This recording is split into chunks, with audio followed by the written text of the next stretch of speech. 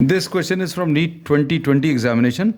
The statement of the problem says a resistance wire connected in the left gap of a meter bridge balances a 10 ohms resistance in the right gap at a point which divides the bridge wire in the ratio of 3:2. अब ये एक unknown resistance wire है, इसका resistance R है. This is balanced bye a standard resistance of 10 ohms at a point on the meter bridge wire which divides this meter bridge wire in the ratio of 3:2. Suppose ये length L1 है, ये L2 है, तो L1 upon L2 की value 3/2 दिया है. If the length of the resistance wire is 1.5 metres then the length of 1 ohms. तो अब सबसे पहले तो ये अननोन रेजिस्टेंस कैलकुलेट करें. अब इसमें जो फार्मूला यूज़ होगा बैलेंस कंडीशन के लिए, R1 upon R2 is equal to R3 upon R4. मतलब R upon R1 upon R2 is equal to R3 upon R4. इसको अभी हम लोग R1 लिख ले रहे हैं. This is R2 and this resistance is R3 and this is R4. अब R1 कितना है? R है. R2 की वैल्यू 10 ohms है. अब R3 को अभी हम लोग क्या लिख सकते हैं? This R3. This can be written as rho L1 by A upon R4 को क्या लिख सकते हैं? This can be written as rho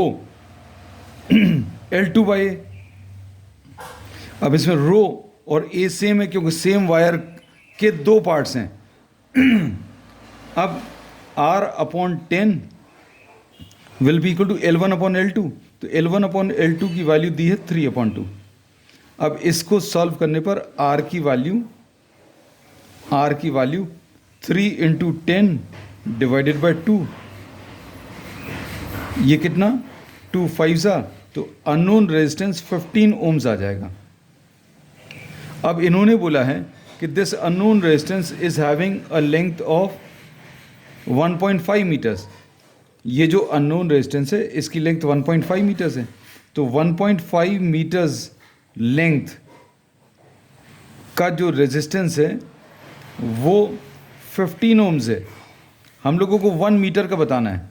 then the length of 1 ohms, 15 ohms is having a length of 1.5 metres. तो 1 ohms will be having a length of 1.5 divided by 15 metres. अब ये 10 times cancel होगा and this can be written as 10 to the power of -1 meters, and this is given in the third option. Third option is